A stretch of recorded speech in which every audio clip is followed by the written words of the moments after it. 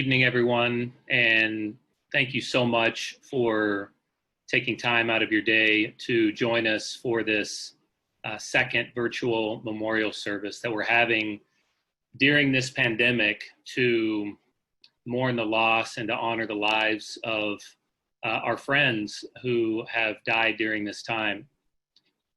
It was just a couple of weeks in when I was reading a poem from a man named Clint Smith that has to do, I think, with the time that we're in. And I want to read it to you as we begin today and introduce myself. My name is Brian Mall. I'm on staff at the Rescue Alliance and a pastor here in the city. But I think this is apropos for the moment.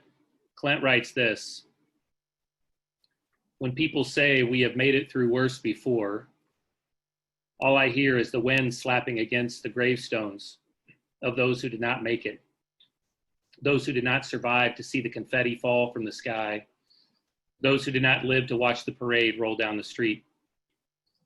I've grown accustomed to a lifetime of aphorisms meant to assuage my fears, pithy sayings meant to convey that everything ends up fine in the end. There is no solace in rearranging language to make a different word tell the same lie. Sometimes the moral arc of the universe does not bend in a direction that will comfort us. Sometimes it bends in ways we don't expect, and there are people who fall off in the process. Now, please, dear listener, do not say I am hopeless. I believe there is a better future to fight for. I simply accept the possibility that I may not live to see it. I've grown weary of telling myself lies that I might one day begin to believe. We are not all left standing after the war has ended. Some of us have become ghosts by the time the dust has settled. And I think this evening is an opportunity for us who are still in the fight to mourn the loss of those who have gone before us and to recommit ourselves to fighting for the lives and dignity of all people. So thank you again for joining us. Over the course of the next few moments, we're going to have a few readings, a few reflections, a few prayers. And from time to time, we're going to be reading the names of those who have passed. And if you would like to add a name to be read during the course of this service, please just put their first name only in the Q&A box. Okay? So we're going to begin with a reflection and a chant from Sunita Viswanath. Sunita? Thank you. I'm Sunita Vishwanath, and I'm with Sadhana, Coalition of Progressive Hindus. The words "I can't breathe" weigh heavily on my heart these days. The US death toll from COVID is 100,021 and 178. Every one of these souls would have had trouble breathing as they lost their lives. There is George Floyd, whose last words as a policeman choked the life out of him were "I can't breathe." And Reverend William Barber of the Poor People's Campaign spoke of the ensuing protests as our collective gasp for breath.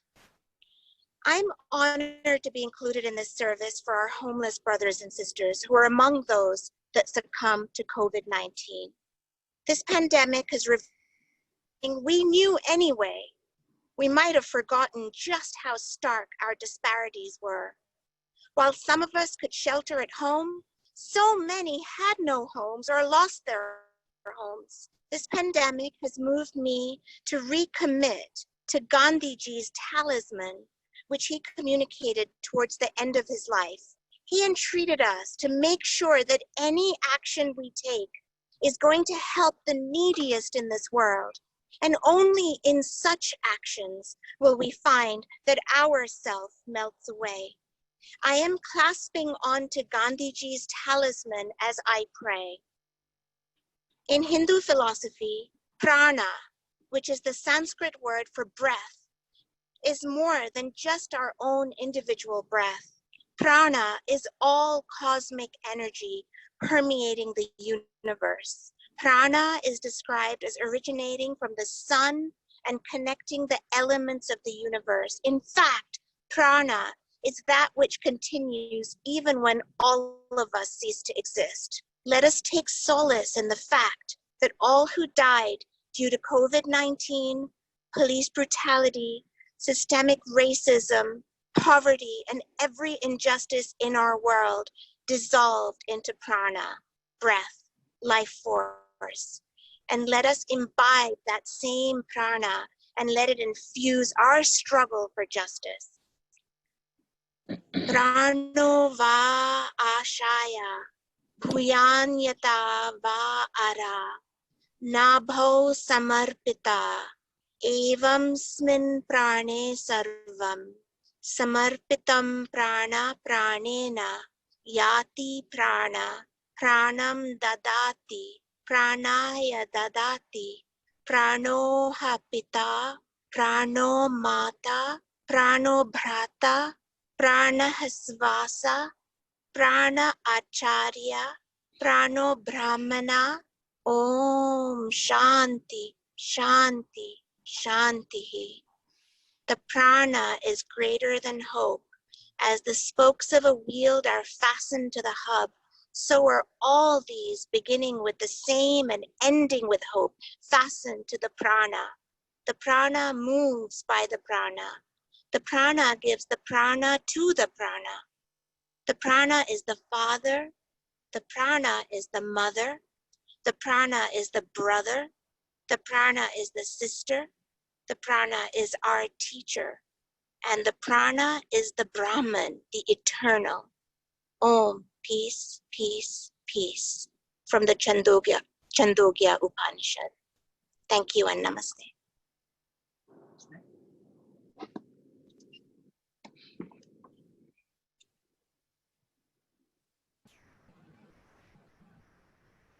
I got to learn Zoom as well. Had my microphone off. And now we're going to hear from Reverend Kaji Dosa a little bit about how some of the racial injustices of our past and present have affected the pandemic and what we're going through today. Thank you very much. What an honor to be here for something that I know we all are taking very seriously, and we hope that the people whose lives we touch are doing the same and also feel the same. So I just want to say that it is not a simple thing to exist in this economy, this pandemic, this kleptocracy, this white supremacist state. It's even less simple to exist when the people around us and the institutions that sustain all of this systematically seek to pretend that we don't exist. And as it turns out in these days, existence is actually an act of resistance, which means to be is enough. It's enough to claim our footing. It's enough to demand our space and even our thriving. And so I think of friends who are unsheltered. And if that's you, or if someone you know or someone you love is facing a housing crisis, which once we define it this broadly, pretty much includes the circles of most New Yorkers, you have to know this. Even for the shelters that try the hardest, they still won't reflect our inherent dignity.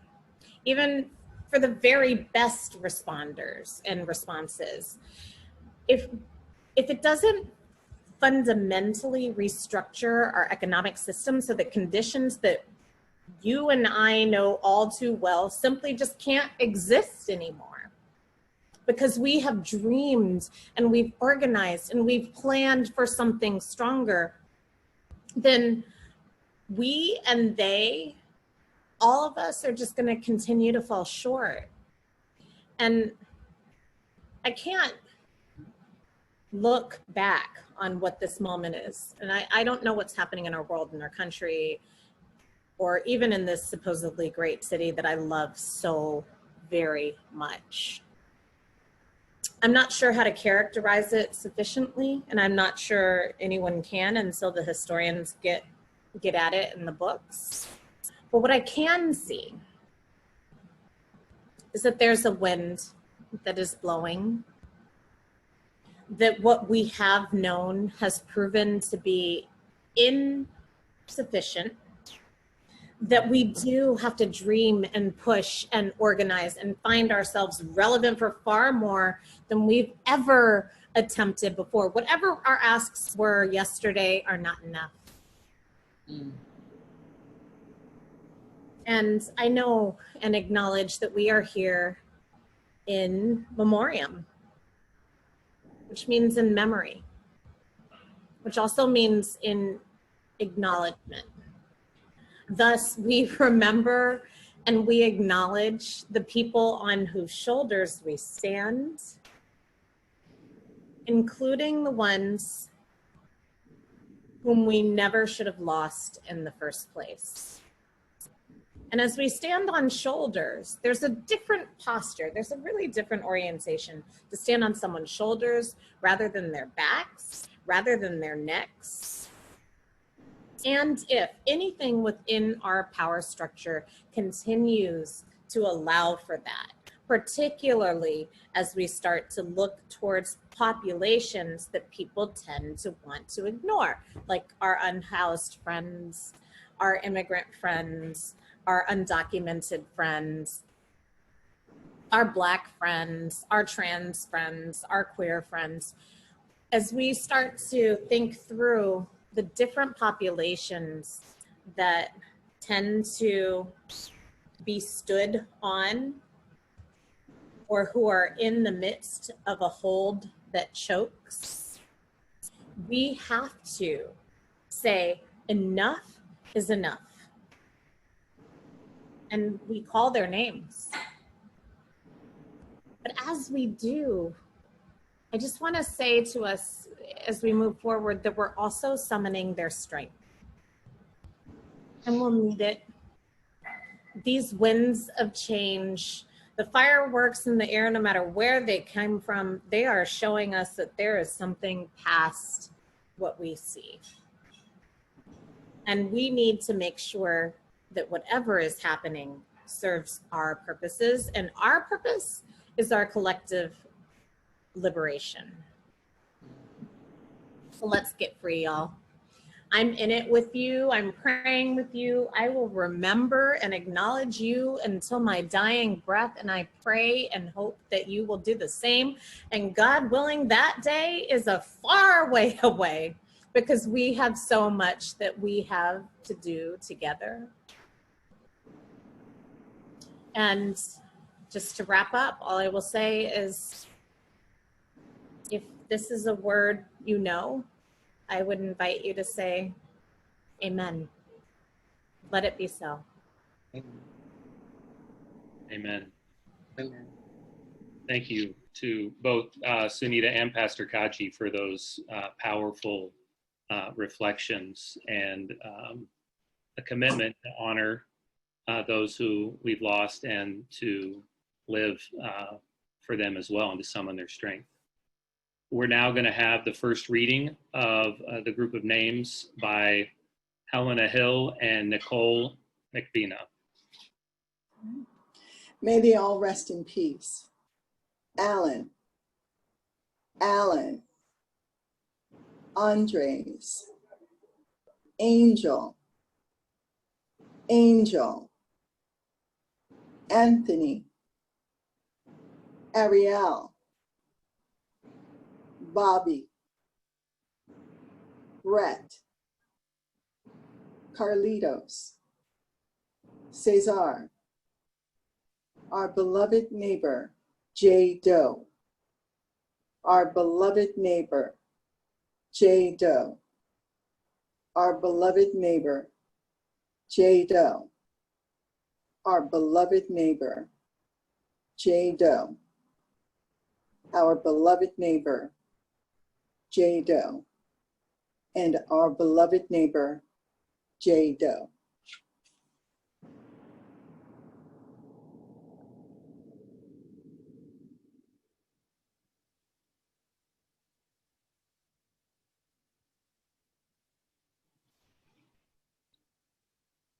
The next group of names will be read by Charisma White.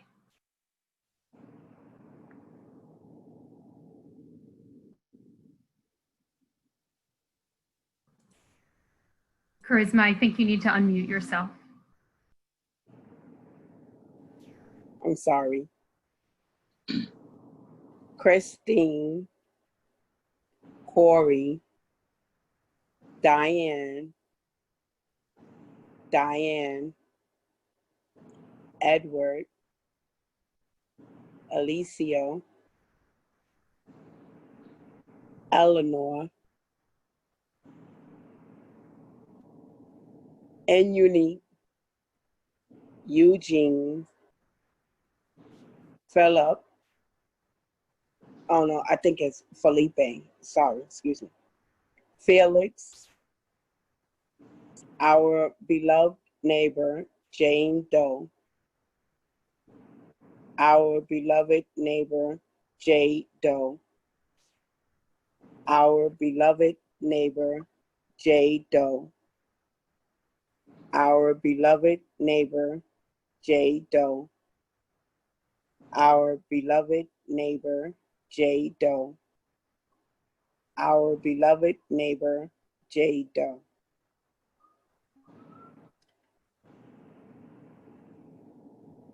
Now we'll have a reflection and tribute to Nikita Price by Chaplain Deborah Dickerson.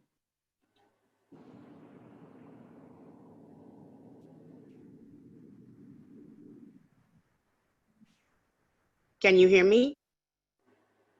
Yes, we can. Okay. We cannot Good see you though, afternoon. if you'd like to turn on your camera. Okay.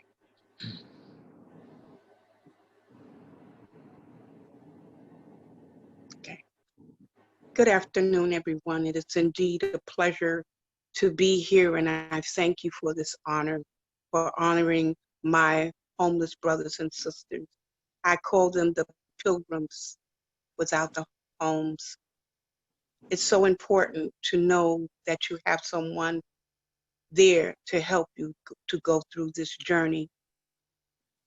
3 weeks ago, Nikita Price, who was also a wonderful person and very awesome person and a fierce warrior for homeless people, he himself was also homeless. And he fought the fight, and he fought for those who did not have homes, whether they were in the shelter or whether they were in the street. Nikita was someone that was very, very, very special to me. And I can hear him say, Hambra, which meant, you know, he had that saying. He's gone now to rest, but we have work to do. And I want to remember him because he gave his life for homeless people. And he went against all the odds. I am not here to talk about any other thing, but just to remember our homeless brothers and sisters, and especially those who work with homeless. When that door was open, that picture of the homeless, Nikita was there. Nikita also gave out food and clothing, encouragement, and he fought against the police and any of the other people that were involved with work with the homeless. Nikita has 3 daughters, but he had a heart attack, and he had that with his 2 daughters, and he also was a single father raising his children. So I say to my brother, rest, go on. I will not let anybody on this earth forget you. I will shout your name till the day I die, because you have been here for me. And I remember you saying, I love you, sis. I'm glad you're here. So while I have a chance, I want you to remember Nikita Price, an awesome warrior for homeless people that was there in East Harlem. And you might have seen him anywhere. So I say this, rest, my brother, rest. We shall go on and we shall fight this fight until we find other homeless brothers and sisters a place to stay. So be it. Thank you so much, Deborah. Y ahora vamos a escuchar una reflexión de mi amigo Abner from New York City Relief en español. Muchas gracias. Hola a todos. Mi nombre es Abner Paulino y tengo el privilegio de ser uno de los líderes de acercamiento comunitario en New York City Relief, la cual es una organización que de una manera compasiva sirve a la comunidad de desamparados y pobres en la ciudad de Nueva York y Nueva Jersey. Me siento muy honrado de formar parte de este evento tan honorable, gracias a todos los que han trabajado arduamente para hacer este evento posible. Quiero aprovechar este momento para recordar a todos nuestros amigos y amigas que mientras vivían en las calles de Nueva York, perdieron sus vidas debido al COVID-19. Y también deseo resaltar nuestra lucha en contra de la falta de vivienda y a favor de la igualdad humana. En este momento quiero compartir un poco de esperanza en medio del caos con todos ustedes. Vivimos en un mundo donde si miramos alrededor hay caos constante. Noticias de guerra, desastres naturales, naciones en conflictos sociales, injusticias, tantas y otras cosas que podríamos nombrar. Esto es en escala mundial. Pero si vamos a un círculo más personal, podríamos decir también que encontramos situaciones que escapan de nuestro control. Puede ser una enfermedad o problema físico, conflictos familiares o el sueldo que no aumenta y es difícil llegar al fin del mes. La realidad es que vivimos en un mundo caído, donde conflicto y desilusión abundan. Mirar solo esa perspectiva es un cuadro muy desalentador. No es fácil atravesar estos periodos donde no sabemos qué pasará, hasta cuándo será o cómo enfrentaremos los gastos que surjan. Aún acompañar a nuestros seres queridos por ese proceso es agotador física y emocionalmente. Tal vez no estás sufriendo una situación tan extrema, pero tus fuerzas ya no son las mismas. O por un tiempo te ves imposibilitado de lograr las cosas que normalmente harías. En ocasiones podemos estar rodeados de muchas personas, pero aún así sentirnos solos. Puede ser que estemos solos, literalmente, lejos de familia, amigos. Comenzamos una nueva etapa en nuestras vidas, o como en el punto anterior, atravesando una enfermedad y nos sentimos abandonados por nuestros familiares y amigos. También hay veces que pasamos por pruebas o consecuencias, donde creemos que no podemos compartir con otros lo que estamos atravesando. Llevamos una carga que las personas a nuestro alrededor desconocen y eso puede llevarnos a sentirnos solos. Aun cuando creemos que no podemos compartir con otros lo que estamos atravesando, Dios en su gracia coloca personas a nuestro alrededor que pueden ser de abrigo en el momento de la calamidad. ¿Qué desalentador puede llegar a ser recibir rechazo, desaprobación o burla? Lo podemos encontrar en nuestro círculo social, con las personas que interactuamos día a día, aún en nuestra propia familia. Hay veces donde somos rechazados por nuestra fe o creencias y podemos encontrar oposición o trabas en lo que hacemos. Estas palabras son un resumen de cómo una persona desamparada viviendo en las calles de Nueva York puede sentirse emocionalmente en su diario vivir. Y me hace recordar lo que dijo Jesús mucho tiempo atrás. Ama a tu prójimo. Mi prójimo es ese hombre o esa mujer viviendo en las calles que está sentado en una esquina mirando las horas pasar, que cuando el reloj marca las 5 de la tarde puede ver a todo el mundo apresurados tomando el tren o el autobús para llegar a casa. Pero al final del día, él o ella se quedarán donde están porque ellos no tienen ese lugar llamado casa. En medio de este panorama donde nada parece mejorar, Qué consuelo saber que nuestro Dios no cambia. Las personas, la salud, la economía, el gobierno, las relaciones, todo puede cambiar, pero nuestro Dios no cambia. Por eso podemos decir, Él es la esperanza. Sea cual sea tu situación hoy, por más gris o difícil que se vea el panorama, solamente tienes que levantar tu cabeza y tu mirada para hallar consuelo, fortaleza, ánimo, gozo, todo lo que necesites en la fuente que nunca se agota y la esencia de todo lo que necesitamos, Jesús. Muchas gracias. Gracias por tus palabras, Abner. And now, a reading of the second group of names of those we've lost by Connie Woodson and Cynthia English.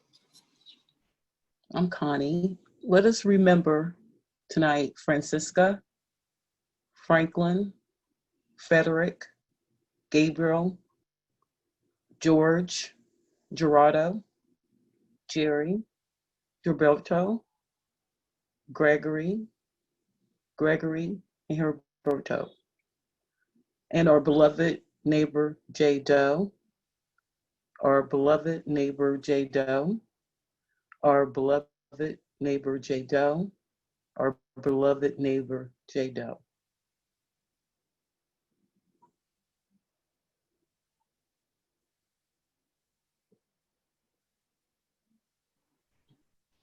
Cynthia, go ahead.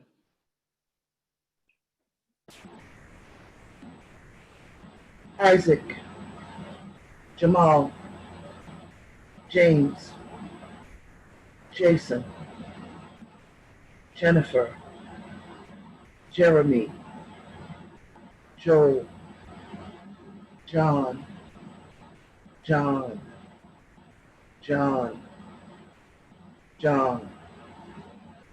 our beloved neighbor, J. Doe, our beloved neighbor, J. Doe, our beloved neighbor, J. Doe, our beloved neighbor, J. Doe, our beloved neighbor, J. Doe, and our beloved neighbor, J. Doe. May they rest in peace.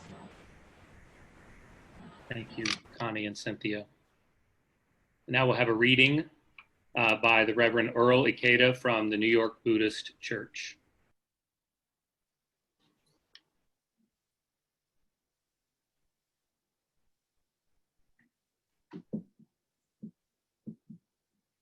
Reverend, your microphone is not on.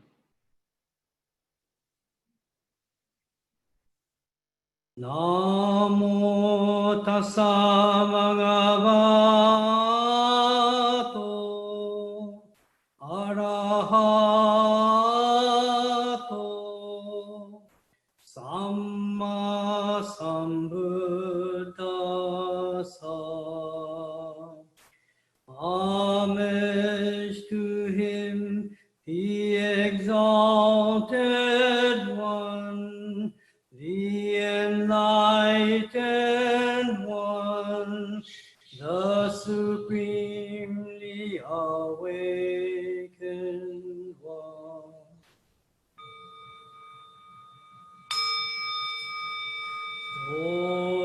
Satan 무료지교 주생에 낙원 조생어 이심을 조동 싱아후만도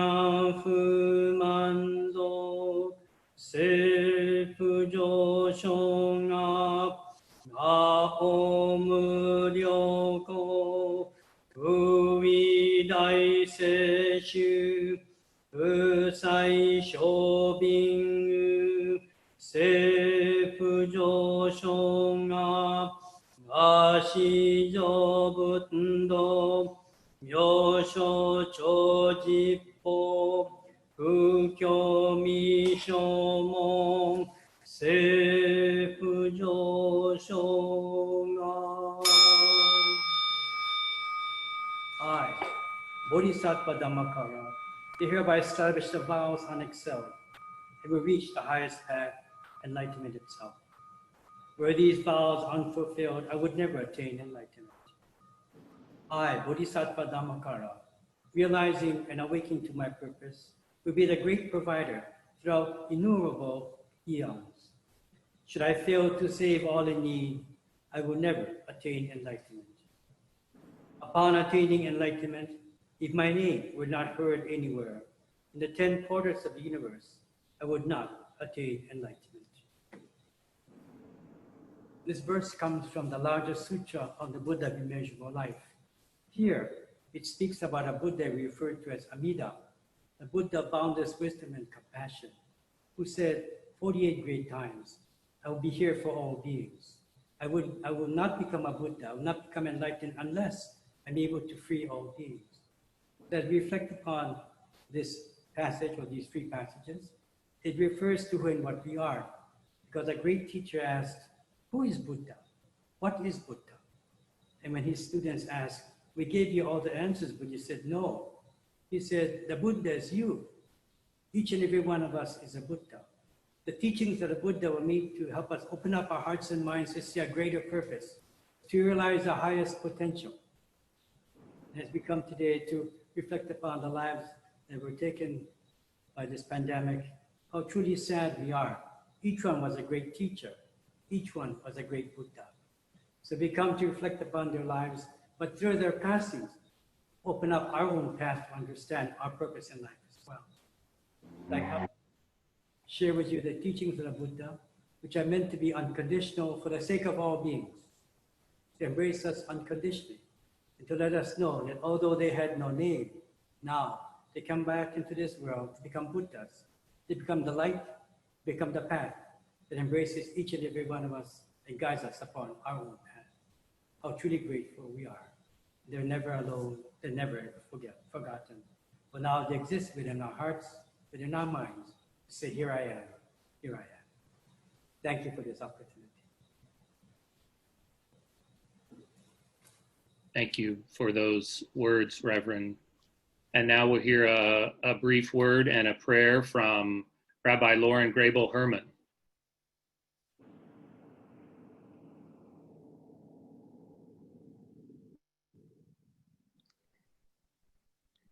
Thank you. It is an absolute honor to be here.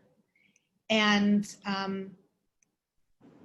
I want to share that in Jewish tradition, it is a mitzvah, it is a sacred commandment to attend to those who have died. It is not something that is optional. It is not something that we do lightly. It is among the most serious and important actions we can do as human beings on this earth. And we do so because as we do that, we enable and we prioritize and enable the human dignity of the person who has passed and the innate goodness of that human life and the fact that that human life mattered. And so I'm so moved that we have this ritual, interfaith ritual, to honor those who have died from COVID, who are houseless, who are homeless. And my prayer is that just as we give them dignity in death, may we and all of us and all who are watching recommit to having dignity for them in life. We have had way too many times where we pass by those who are houseless or homeless or people who may feel uncomfortable. In Jewish tradition, we are taught in Deuteronomy that when we should have no needy people among us, but if we do, we should not shut our heart and we should not shut our hand. Not only should we give monetarily, but even perhaps more importantly, we continue to open our hearts to those in need. And we see them, we honor them as human beings with their own stories, their own struggles. And so I pray today that we remember them, but that also we reckon with the way in which we treat as a society and as a city, the poor, the unhoused, the mentally ill, and all who are affected disproportionately, as we have seen so much the inequalities of our society laid bare through this pandemic. We honor them today, but more importantly, we honor them through our actions by recommitting to be the change that we need to see in this world. I want to share a traditional Jewish prayer for remembrance.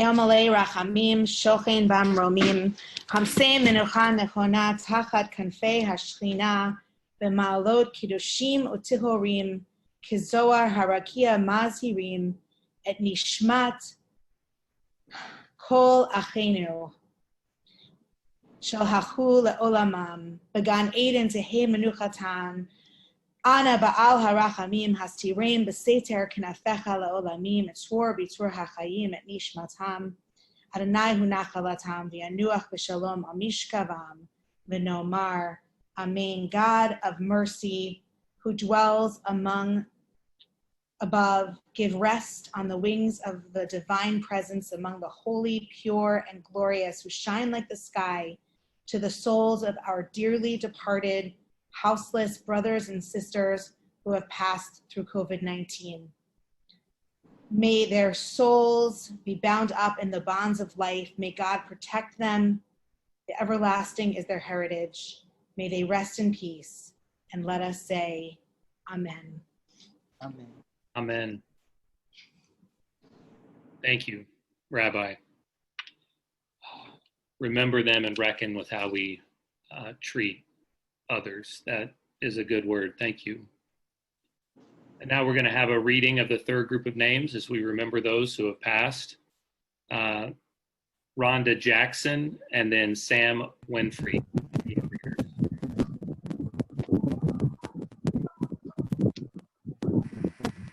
Juan, Julio, Kareem, Kennedy, Kylie, Maddie, Laura, Leonard, Leroy, Lisa, Marcella, our beloved neighbor, Jay Doe, our beloved neighbor, Jay Doe, our beloved neighbor, Jay Doe, our beloved neighbor, Jay Doe, our beloved neighbor, Jay Doe, our beloved neighbor, Jay Doe, rest but truly free.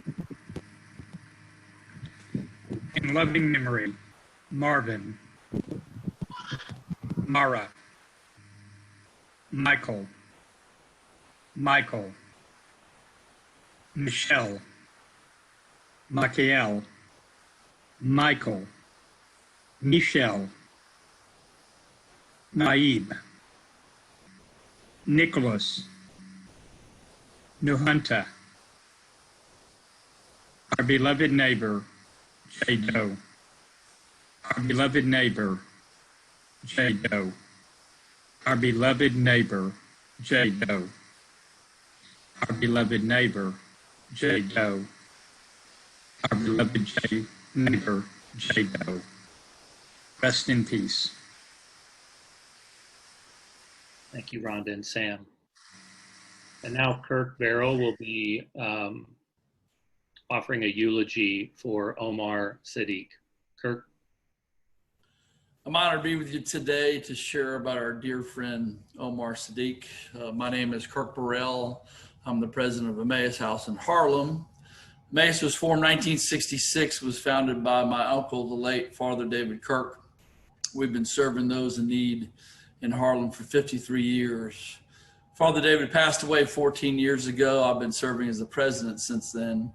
Currently have 3 ministries. We've got an active food pantry, soup run, and community meal twice per month. I'm going to share a picture of Omar. Let's see if you can see that photograph. So on the left there, that's Omar in the younger days in the 80s at Emmaus. Middle picture is the last couple of years, a little less hair, same spirit. And then on the right is the two of us a couple of years ago.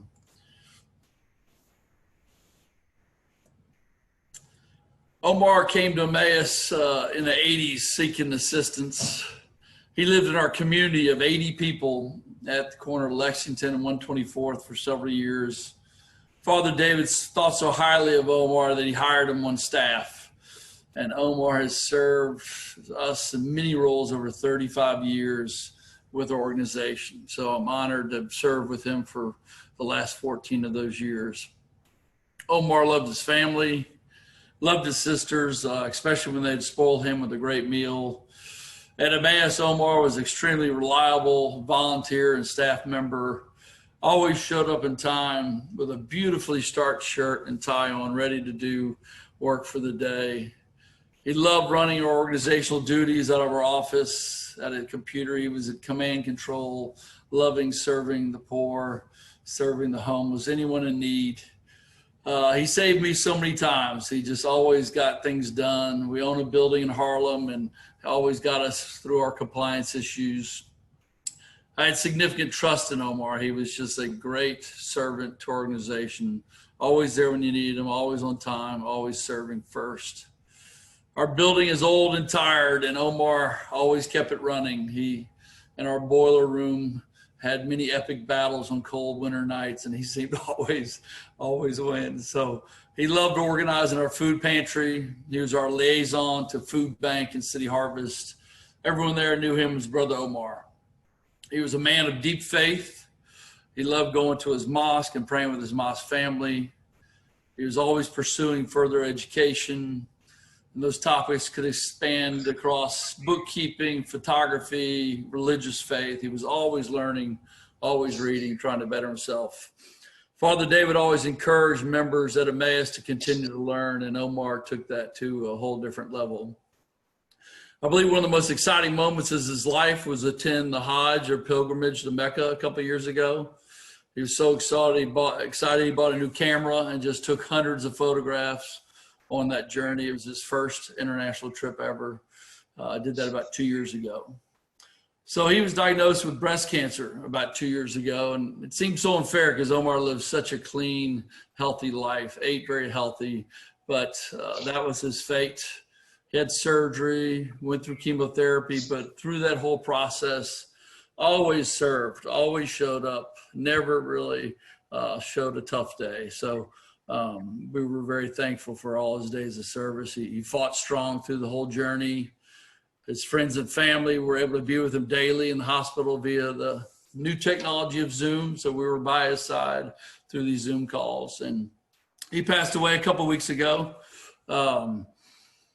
We were there by his side. We were there to the last days with him. This Friday would be his birthday. So I think it'd be his 64th birthday this Friday. So we will miss him, and rest in peace, Brother Omar.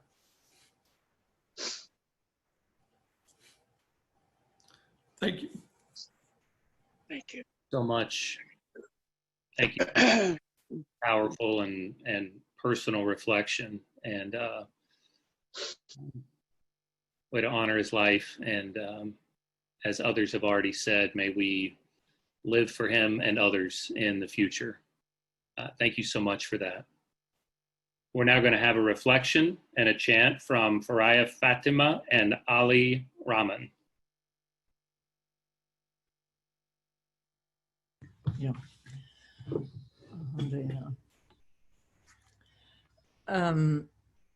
In thinking, I was asked to find something in the Quran.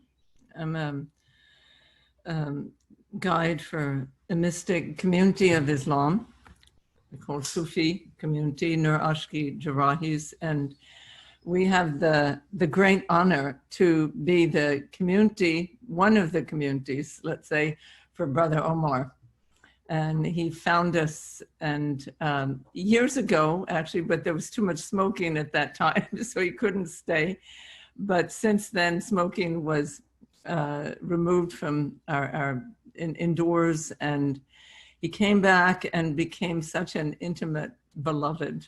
And what Kirk described, you know, such shining qualities. And so everyone fell in love with him.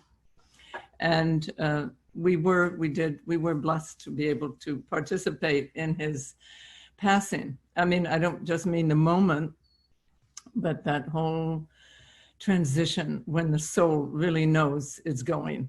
And and is grateful. He was so grateful for his family and all his companions. So I decided to read something from the two things. It's called hadith. It's actually sayings that are attributed, come from the Prophet Muhammad, peace be upon him. But this kind of hadith is where God directly speaks. It's of the level of revelation. So I read this also in honor of all of you who are involved and all of those who are involved in helping in the city or wherever they are, reaching out and going to meet God in the other. So this is the hadith. You would have found me. Allah the Exalted and Majestic will proclaim on the day of resurrection, O children of Adam, I was sick and you did not visit me. The souls will respond, O Lord, how could we visit you, who are the Lord of all the worlds? Allah will answer, were you not aware that my servants known to you fell sick and you did not visit them? Are you not aware that if you had visited them, you would have found me through them? O children of Adam, I asked you for food and you did not feed me. The souls will respond, O Lord, how could we feed you who are the Lord of all the worlds? Allah will answer, were you not aware that my servants known to you asked for food and you did not feed them? Are you not aware that if you had fed them, you would have found me through this offering? O children of Adam, I asked you for drink and you did not quench my thirst. The souls will respond, O Lord, how could we quench the thirst of the Lord of all the worlds? And Allah will answer, my servants known to you asked you for drink and you did not provide it for them. If you had quenched their thirst, you would have found me. And then another, which is, so that's the neglect and the blindness on our part when we don't answer the one who asks us or reach out to the person who is in the street. And this is for all those who have stepped forward and who have seen the other as themselves. My love belongs to those who love. The beloved Muhammad, may Allah bestow peace upon him, once reported these words directly from the Most High. My love belongs to those who love each other in me, who experience intimacy in me, who shower each other with goodness for my sake, and who visit each other joyfully for my sake. Amen. So, alhamdulillah. Now, Ali Rahman, my husband, will chant something from Rumi. Hello, everyone.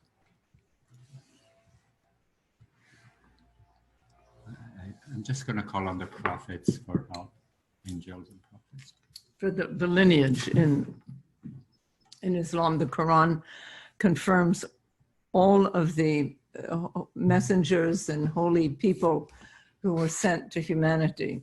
And it confirms them all and says, that you are not really a true faithful one if you do not actually accept them all. So Ali will call on the messengers to attend to the souls of those who's passed and those who've remained. I realize we already passed the 5 minutes, so I'll make it very short. Yeah, no, but you're like another.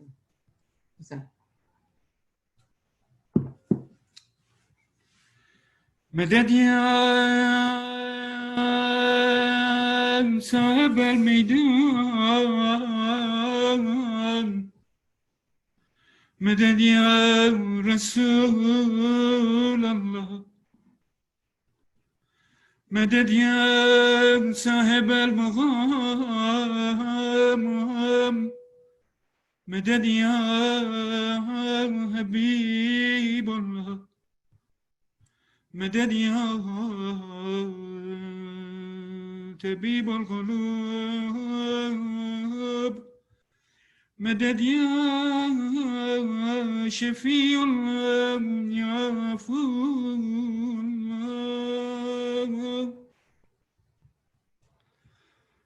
مدد يا حضرت موسى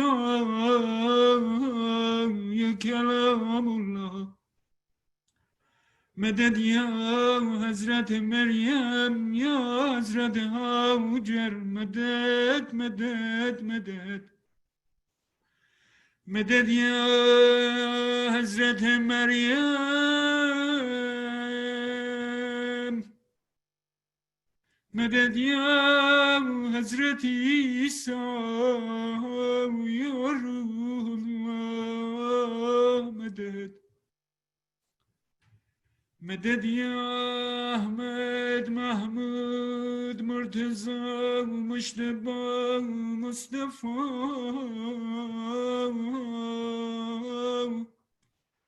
مدد يا نور الأنبياء يا صاحب المعراج مدد يا طه ياسين يا إنسان كامل مدد مدد مدد مدد يا حضرت إبراهيم مدد يا حضرت آدم يا حضرت حواء مدد مدد يا حضرت جبرائيل يا حضرت ميخائيل مدد مدد يا حضرت إسرائيل يا حضرت إسرافيل مدد مدد يا رب يا منقل القلوب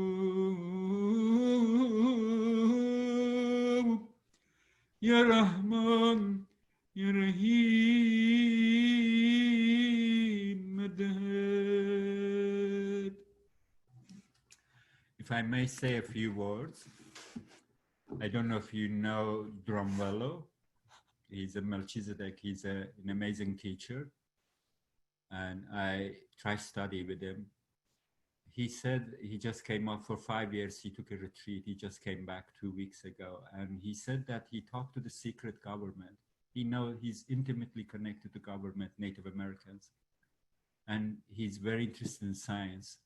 He said about 15, 20 years ago, he told the government that you can't solve any of the global problem or anything. First, you have to solve the poverty. Every day, 4,000 kids die of lack of food every day. And there are millions of people live on $1 or $2 a day. And now they said that they're interested in, they approached him about a couple of weeks ago, and they want to work with him. And for this secret government, hundreds of trillions of dollars is nothing. It's like having a meal. And we can't do it. They need to do it. And they're interested. They're working with him. He says, once we solve the poverty problem, then all of those things will fall into place. Thank you so much. Thank you. I'll give Kari help. Yeah.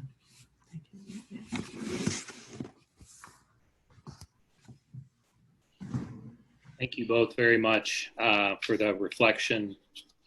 We're now going to have our fourth and final reading of names by Katrina Corbel, M.A. Dennis, and Jacqueline Simone. In loving memory of Olivo, Pedro, Quentin, Raphael, Robert, Ronald, Ruben, Russell, Sandra, our beloved neighbor, Jado, our beloved neighbor, Jado, our beloved neighbor, Jado, our beloved neighbor, Jado, our beloved neighbor, Jado, Our beloved neighbor, J. Doe. Sergio, Sophia, Stanley, Susanna, Teresa, Tara, Todd, Verna, Victor, Victor, Villan or Villian, our beloved neighbor J. Doe, our beloved neighbor J. Doe, our beloved neighbor J. Doe, our beloved neighbor J. Doe, our beloved neighbor J. Doe, our beloved neighbor J. Doe. Ashe.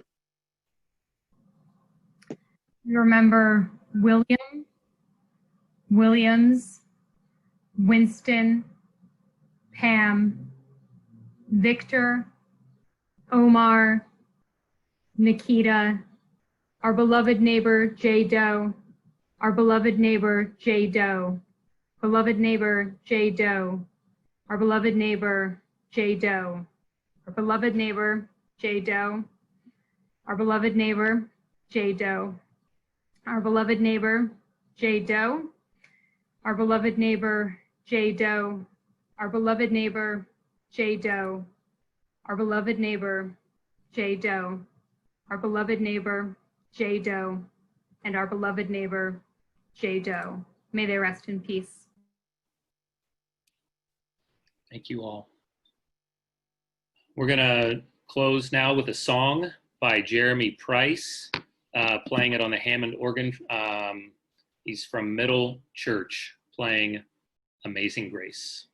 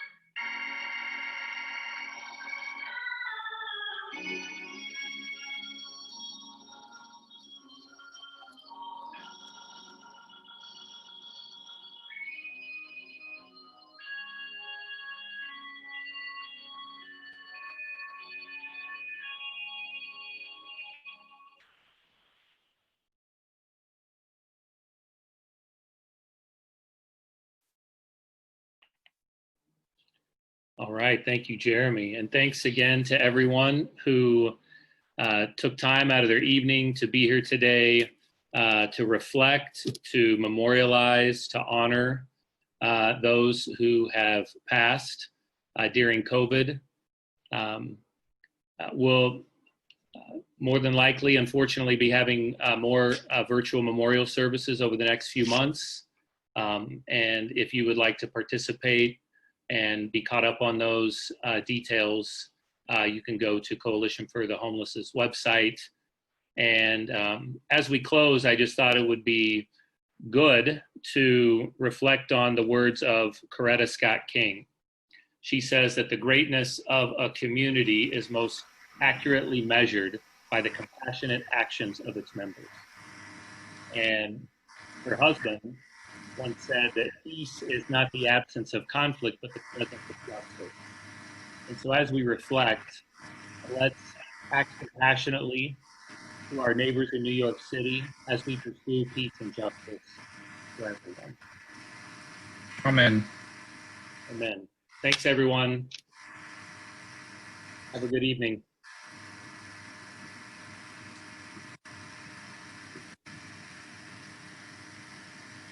Thank you, everyone.